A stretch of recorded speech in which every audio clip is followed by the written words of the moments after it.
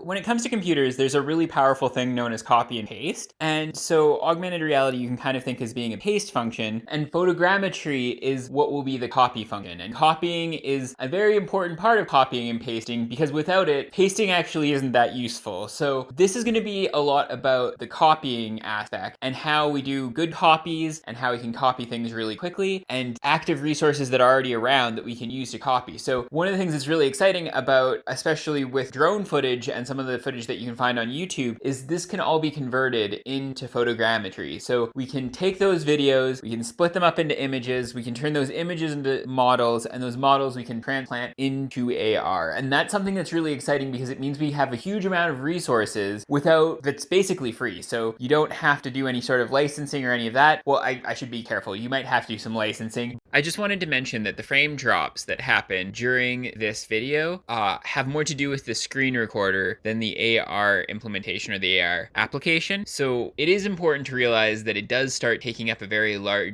significant portion of your phone's utilities. And so extra things that go on in the background sometimes go on slower. And so the screen recorder was still recording at high quality, but because it had to drop some frames in order to keep up with the computing going on. So I quickly wanted to just run down the full pipeline to see what we need to do to go from a drone footage or footage in general into AR. So starting off with, we have some sort of footage that is in video format, and what we want to do first is we want to move that to images. So we will use FFmpeg to get to the images. And then what we will do is we'll use Meshroom to convert those images into models. And that will be our next step. So this step is a little bit of a time intensive one. This is why it's a little bit hard to do this in real time. If Meshroom was faster, FFmpeg and the Blender conversion are very, very rapid, but Meshroom is the kind of limiting factor in the speed of this. So Meshroom can take anywhere between 10 to an hour of time to do the computation. And so once that is done, we need to move it into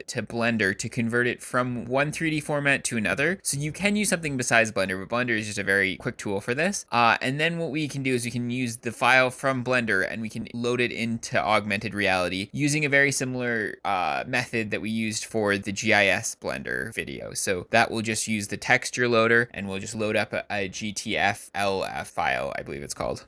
So quick summary: input, FFmpeg, Meshroom, Blender, and then AR, and that is our pipeline. If you're not aware, FFmpeg is a nice utility program for video and editing. So we are going to be using Meshroom for the photogrammetry part. So there's a few different options that you can go with, but Meshroom is the free and open source version. And so it's something that anyone can get started with. It does require you to have a GPU, so that is one of the limiting factors. Some of the other versions you can use with cell phones, so they can do the computation on somebody else's GPU for you. And so that's a limitation that some people might not be able to access with Meshroom. But I find it to be a very good tool, and it has all the parts open to you, so you kind of learn more about how this process works while you're playing around with it. So I think it's very good in that regard. So here's the link to it.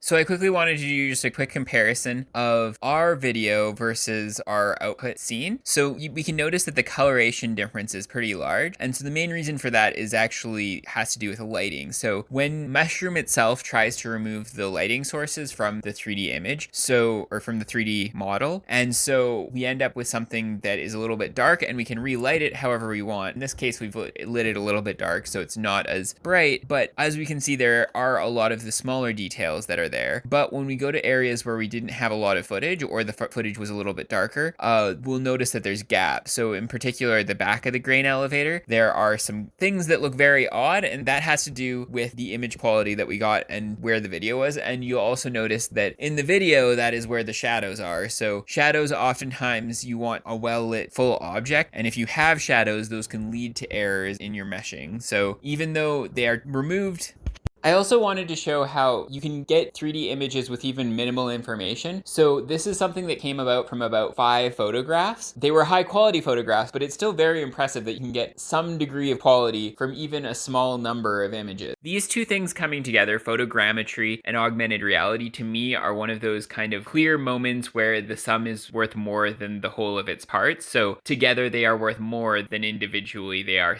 if you count them separately. And so I think that this is just a really exciting time, and you can kind of do some really crazy things with this. And I'm not even getting into, I think this is just an intro video. There are so many possibilities, and it's just kind of ridiculous to think about, because this is kind of like taking the like photon map of like an object and just being able to reproject that somewhere else is just like mind-blowing to me. It's so exciting.